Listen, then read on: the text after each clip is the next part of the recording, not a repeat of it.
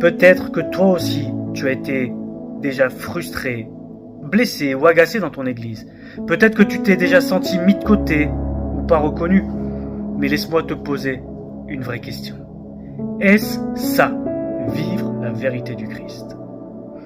On veut absolument être vu dans un service pour se sentir important.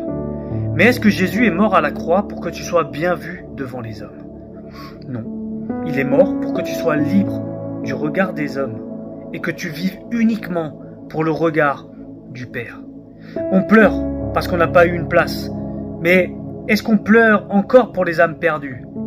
On crie au scandale parce qu'on a été critiqué. Mais est-ce qu'on crie encore à Dieu pour un vrai réveil? Jésus a dit dans Luc 9, 23, « Si quelqu'un veut venir après moi, qu'il renonce à lui-même, qu'il prenne sa croix chaque jour et qu'il me suive. » Mais soyons vrais. En Occident, on a remplacé la croix par le confort. On veut des grandes salles, de beaux programmes, des ministères qui soient visibles.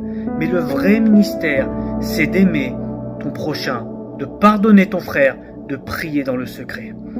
Et pendant que nous pleurons pour des futilités, ailleurs dans le monde, nos frères et sœurs pleurent aussi, mais pour une autre raison. En Corée du Nord, un chrétien risque sa vie juste pour posséder une Bible. Au Pakistan, une sœur en Christ est rejetée par sa famille parce qu'elle a choisi Jésus. En Afrique, des églises entières sont brûlées, mais la foi reste debout.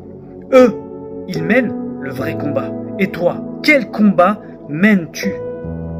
Paul disait, « J'ai combattu le bon combat, j'ai gardé la foi. » Le bon combat, ce n'est pas pour être sur une estrade, ce n'est pas une position, ce n'est pas la reconnaissance. Le bon combat, c'est de rester fidèle à Jésus, coûte que coûte.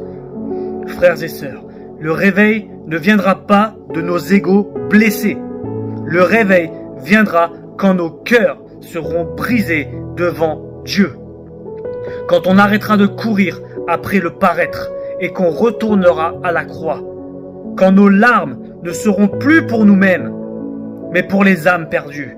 Quand tes larmes seront pour les âmes perdues, le réveil commencera. Alors oui, parfois on cherche à briller devant les hommes, mais rappelle-toi, tu as déjà toute la valeur aux yeux du Père.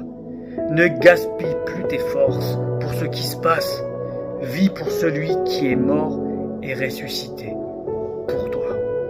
C'était ton frère Grégory, un frère en Christ parmi tant d'autres. Que Dieu te bénisse.